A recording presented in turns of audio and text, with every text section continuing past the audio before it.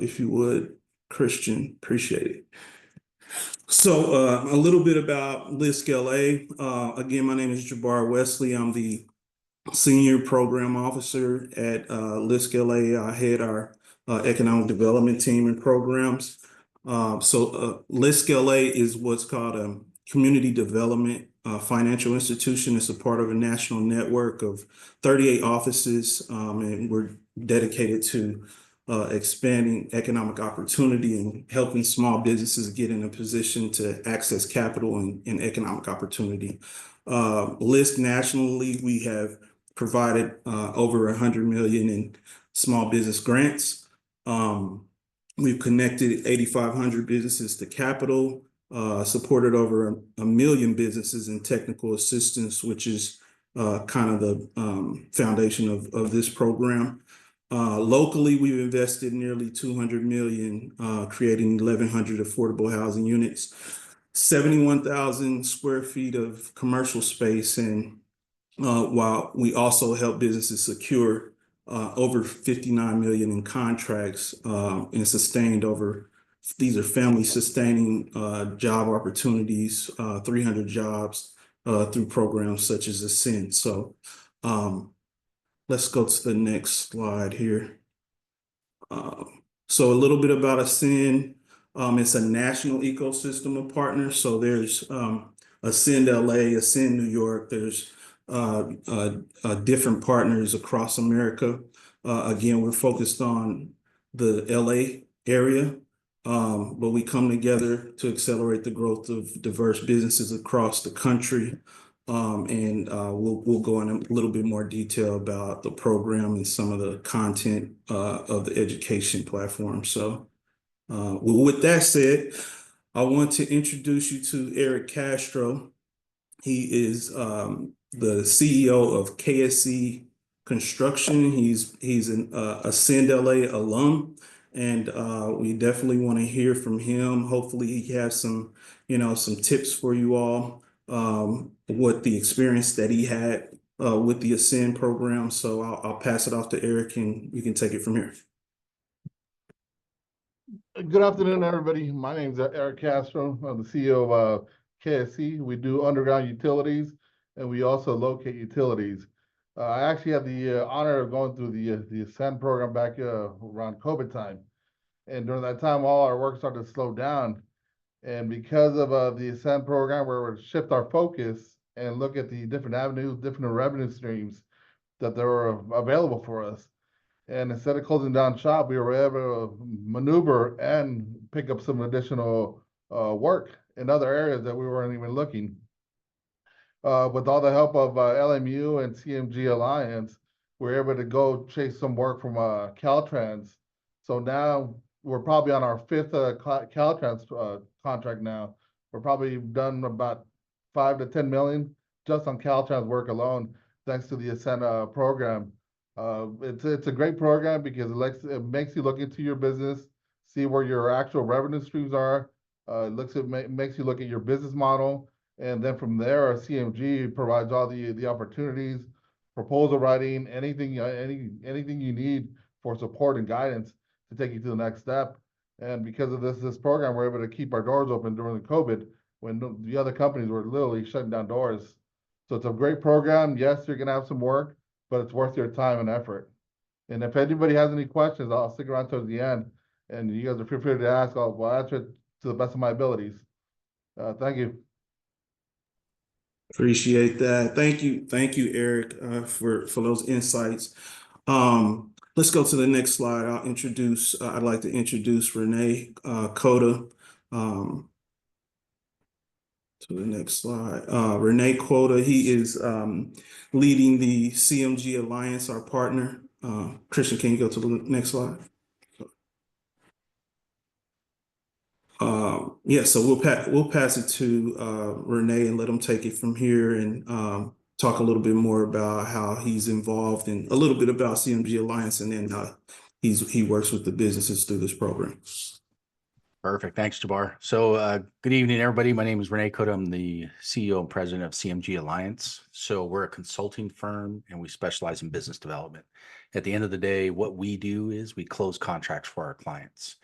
Our role specifically in the Ascend program, we've been around with the Ascend program probably since inception at the LA office here, done some work for List National.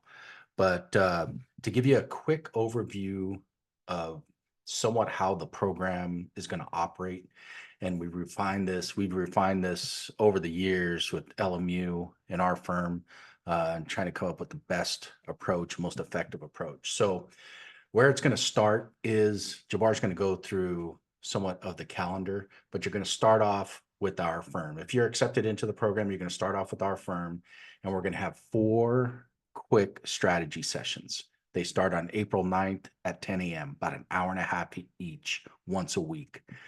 We're going to go through some specific strategy on government contracts. And when I use the term government contracts, we're talking about federal contracts, state, county, cities, utilities, and then all the subcontracting factors off of those.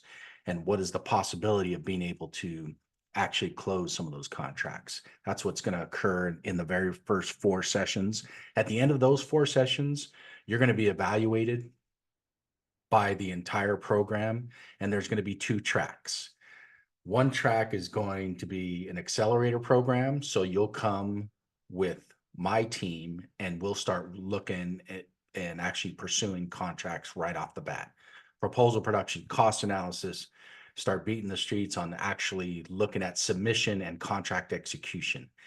If we think that you're prepared somewhat on the incubator side, you may need some help. That's where you're going to go to the LMU track.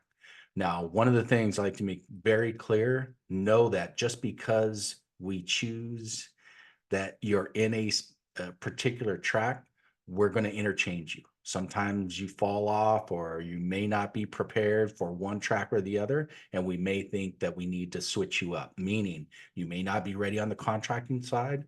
We're going to send you to the LMU side, on the incubator side. LMU is going to be working with you. Those professors think you're ready. They're going to say, okay, listen, let's put them back into the accelerator track, get them on that side. So both of those tracks will be running concurrently. And we're going to, at the end of the day, we're looking at building your business. The other big takeaway, and I know we're throwing a lot at you here at this information meeting, but the other biggest takeaway that I would just like to reinforce to you, this is not a training program under any means.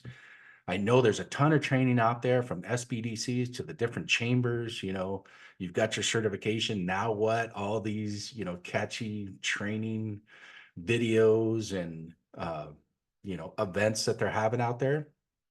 This is not a training program. This is a business development program, meaning at the end of the day, we're looking at increasing revenue by way of contracts. So again, understand that it's going to take a commitment on your end, and trust me, we're going to find out. We're going to see who's committed, who's not committed, because when the rubber meets the road, are you being responsive? Do you understand where we're going specifically with some of these contracts?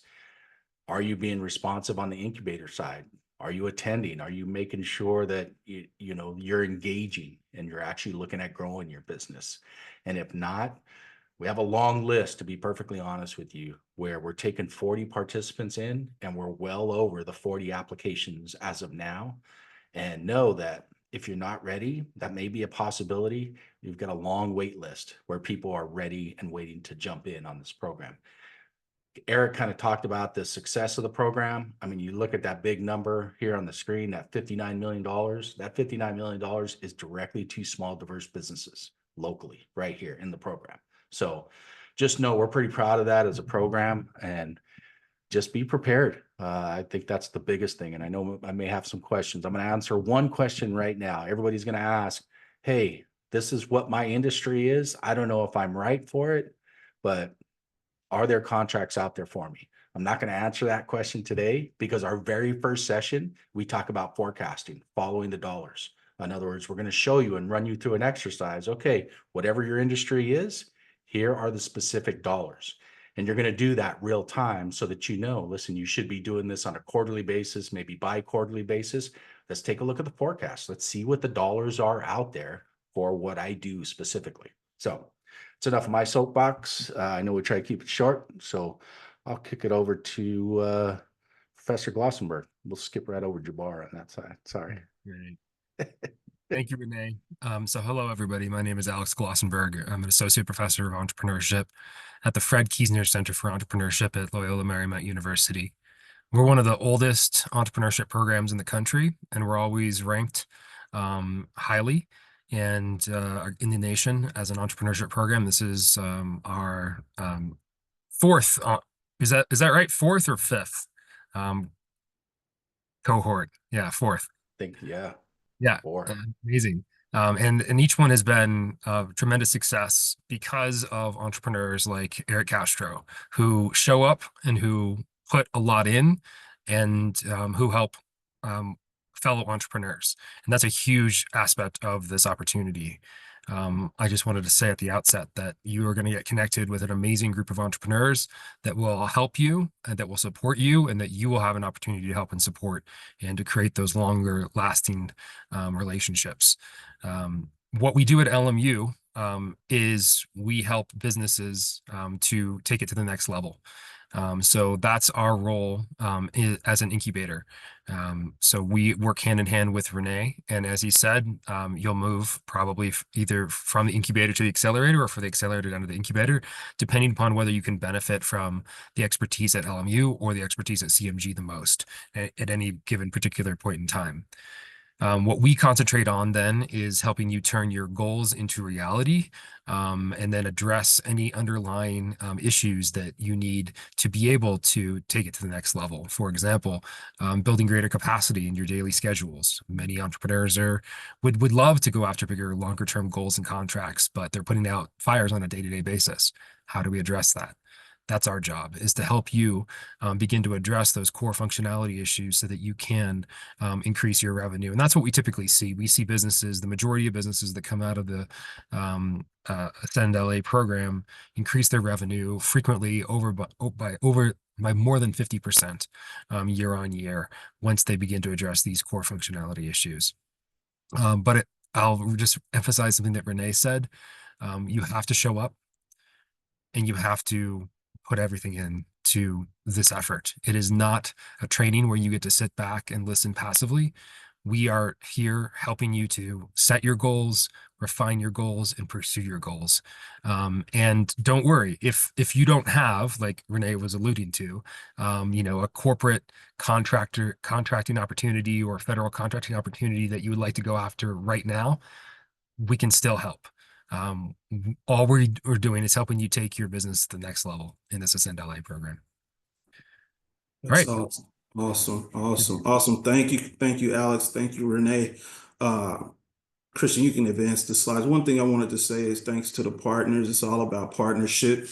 I do want to recognize there at the bottom of the screen, JP Morgan Chase. We can't do it by ourselves, although we do help these businesses get access to capital and these opportunities. We definitely can't do it by ourselves. So our funding partners are JP Morgan Chase, also T-Mobile, Capital One. We also have some other partners that we're working with, the LA Chamber and different coalition members. So just wanted to throw that out there as well. But in regards to the Ascend LA program, and I just want to give you some insight about the eligibility requirements. So the annual revenue minimum is up to, I would just say around $1 million plus to $2 million plus. But we do consider, viable businesses, kind of take an assessment. I would say if your business checks the box on all of these, on a lion's share of these eligibility requirements, we encourage you to apply. So, but that's kind of the range of what we're looking at. Cohort capacity, 40 businesses, as we stated. And then the location must be headquartered, operating, or servicing customers in Los Angeles County. So you don't necessarily have to be headquartered in Los Angeles County, but if you're doing business in Los Angeles County or servicing customers in Los Angeles County, you can qualify to apply. Business maturity, at least a couple of years in operation, community focus, giving priority to those businesses serving low to moderate income areas. Also, those folks that are helping in the area of the impacted areas of LA County and what we call venue cities. So there's a lot of energy around these major sporting events that are coming to LA. So we're starting to have collaborative conversations with the venue cities. So these are cities that are actually hosting or organizing around events within their city limits. So LA, Long Beach, Inglewood, Carson, Santa Monica, Pasadena. So if you're doing business in those particular cities, definitely looking at that as well. Contract readiness. So we definitely want to reiterate, we're looking for those businesses with the capacity to compete, but not just compete, but fulfill the government contracts as well. Certification's not a requirement, but it would help, right? So just looking at those businesses, making sure you all are up to date on your financial records, P&L statements, tax filings, et cetera. And then just have a commitment, to be fully engaged throughout the learning process. And like Renee said, it's not a training. We're going after real contracts.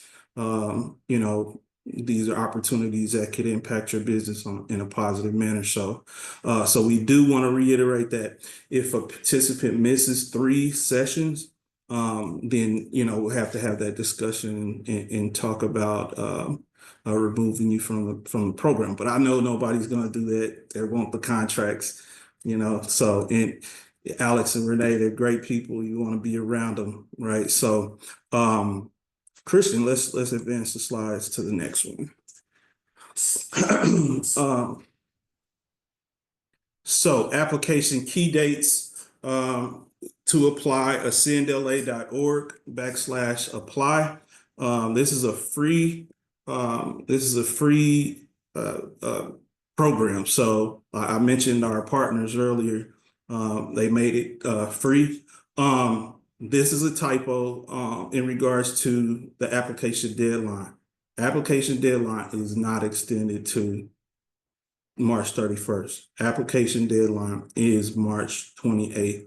We were thinking about extending that deadline, but we decided not to.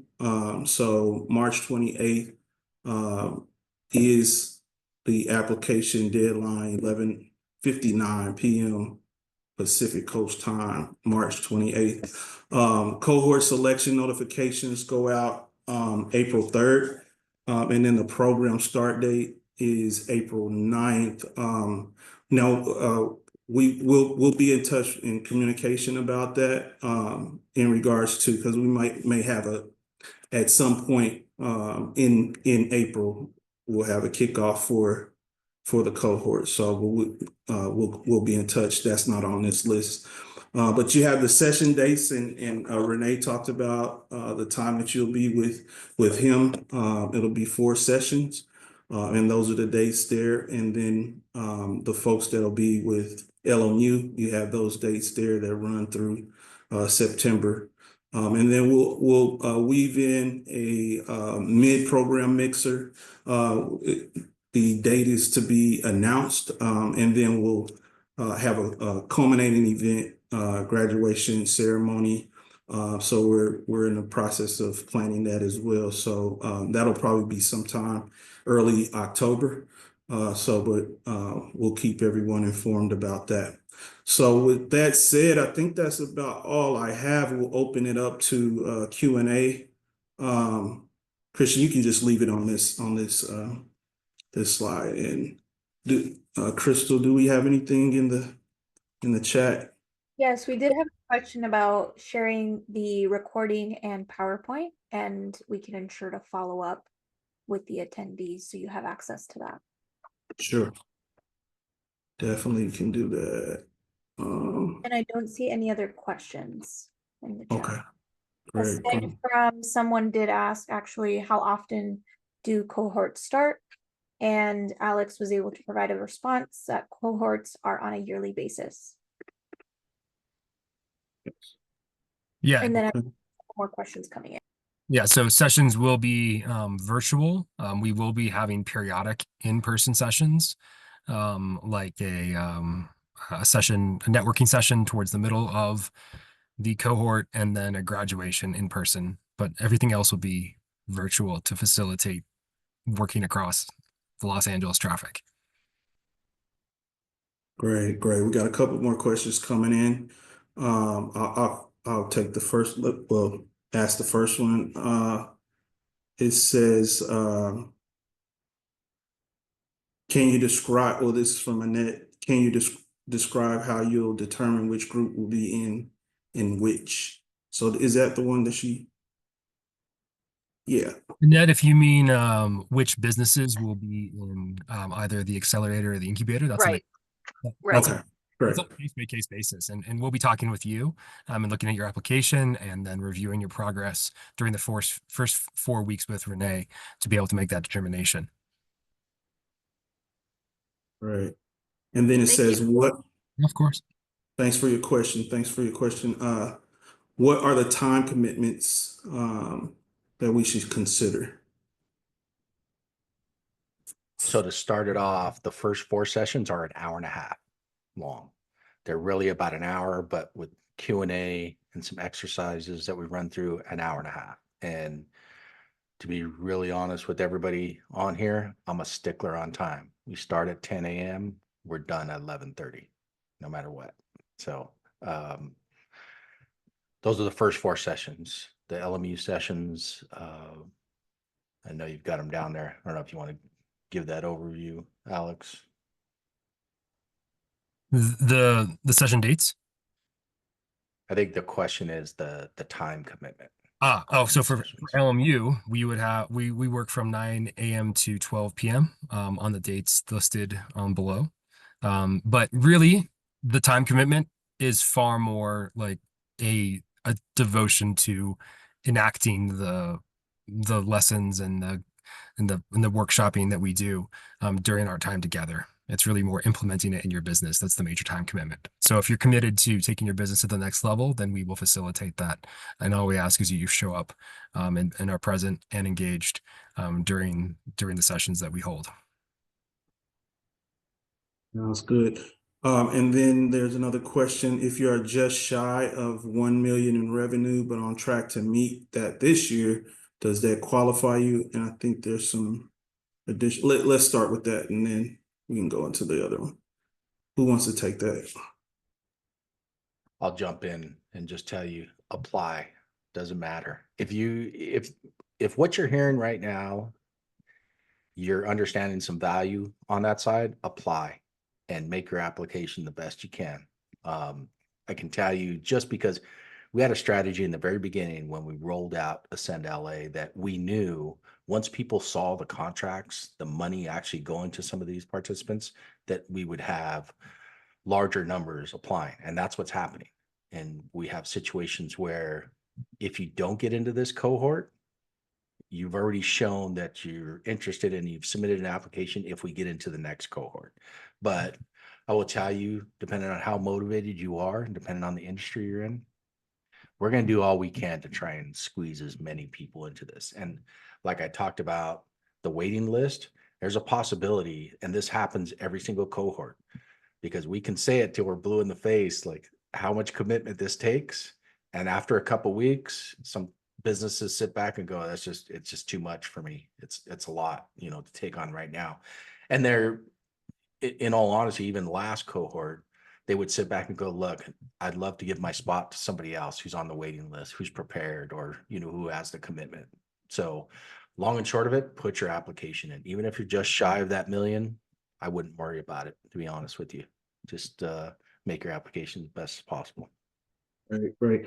And then a follow-up is, if you're in an industry that is not known, how would you how would you interact with government for contracts? Will this program teach you angles and opportunities that could exist? So I think it's just talking about I think we kind of got this on the last call. It's like you might be in an industry that doesn't necessarily go after contracts. This program can kind of give you some coaching along that way. I don't know who wants to take that. Yeah, totally. So, I mean, if you want to take your business to the next level, that's number one. Contracts don't just come from the public sector; they also come from the private sector. So that's number two. And number three, maybe there's angles, as you're alluding to, that you haven't considered yet, and that's a great possibility. So, I mean, if the sort of expertise and the sort of focus of taking your business to the next level sounds appealing, I'll just double down on what Renee said. Then go ahead and apply. Great, great. I guess my question is, does anybody have a question for our Ascend alum, Eric Castro? Do you want any insights from someone that's already been through this process? Anyone? I have a question. Sorry, I'm not going to type it out, but Eric, I was just kind of curious. You said your contract, I think, was 10 million. How were you doing before this class, and how has this contract changed your business going forward? Actually, because of this program, like I was saying earlier on, we never done work with Caltrans before. And we know, I'm willing to bet that everybody in the call, if I tell you one of the services we provide, most of you guys won't even know what that is. We do potholing. It's not actually going out to the street and covering potholes. We actually expose utilities. We call it potholing. Majority of people don't know what that is. And because of this program, we're going to find the client that did know what this is and that needed this service. So because of that, we got a contract with District 8. Now we have renewed our contract with District 8. Now we have District 7, and now we're pursuing District 12, just on potholing. Before we we're doing probably 300,000, 400,000 in potholing. Now we have multiple contracts that are probably 6 to 7 million just in potholing alone. So we took a little niche part of our business, then exposed the opportunities or found the opportunities with CMG Alliance and targeted those key clients. Before we used to target everybody and their mother underneath the moon. Now it's like, okay, this is what we do. We're successful with this. Shift our focus to whoever actually wants to do business with us, and we're profitable and successful. So it actually double, tripled our business on the potholing side. Great, thank you. Perfect. Thanks so much, Eric, for that insight. We got another one. Oh, it looks like we got one more question coming in. Are there examples of the types of contracts associated with the major events coming to LA, World Cup, Super Bowl, Olympics? Yeah, who wants to take that?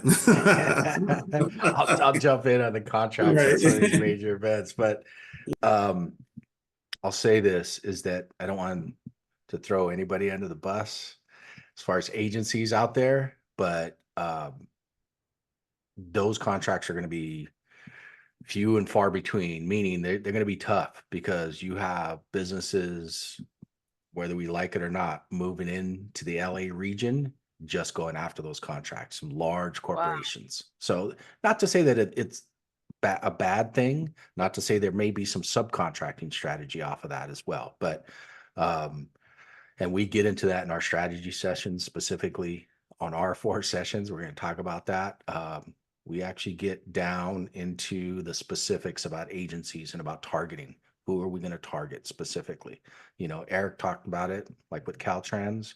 You have to know who you're targeting because you can get into a contract and that could be just as detrimental as not getting a contract, depending on the agency that you're dealing with. So I sidestep that question as much as possible. I can't give you like face value, like, okay, looks like 10 billion for LA 28 coming out. Don't know because it's not out there as of yet that we're seeing. We're seeing a lot of talk. I'm sure you guys locally here, we're all seeing quite a bit of talk, but we want to see where the rubber meets the road on that. I'll leave it at that. That was high level enough not to throw anybody under the bus. Yeah, that's good answer. I know I've dealt with some contracts with governments in the past. They have first of kind opportunities. So, creative might be some creative opportunity to create opportunities for yourself, and then have, our folks with CMG Alliance kind of coach you and try to compete on that level. But we got one more question. Are there any preference for veterans? Absolutely. Okay. Eric Castro, is a disabled veteran-owned company. There's Wow. also veteran-owned federal contracts out there, so ton of veteran opportunities as well.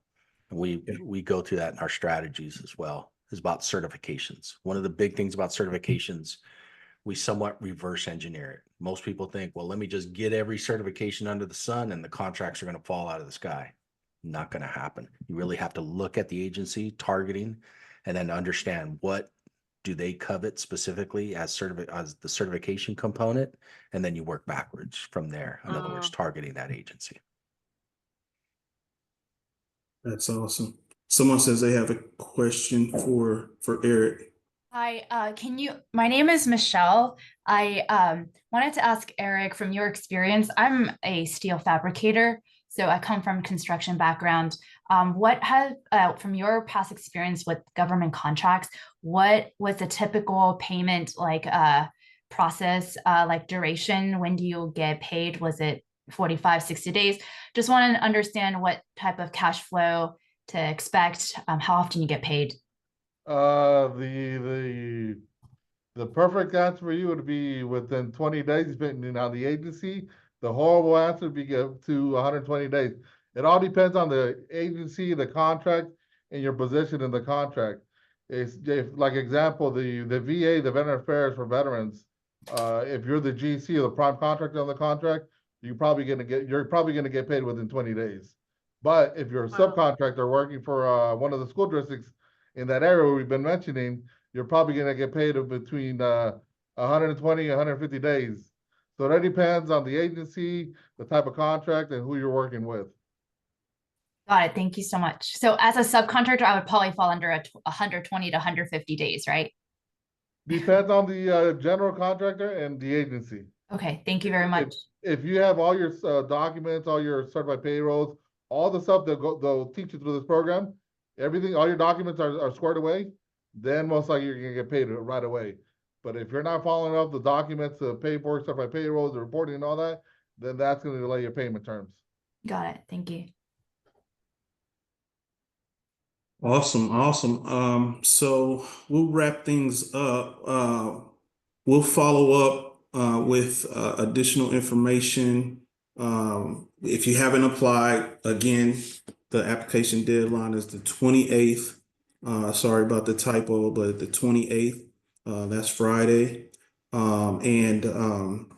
From there, we can share this deck as well with you folks. I see a question came through in the email about that, so we'll follow up with the deck on this. The other informational session is pretty much the same, but we can send all the decks if you need them. But with that said, I want to say thank you to everyone for showing up and learning about Ascend. If you have any questions, feel free to reach out to us directly, info@ascendla.net. That's the email address, but ascendla.org /apply. That's how you apply. So we appreciate your time and thanks so much. Hopefully we'll get to see you in the class. All right. Have a nice evening. Bye, everyone. Thank you, everyone. Thank All right, you. everybody. Thanks.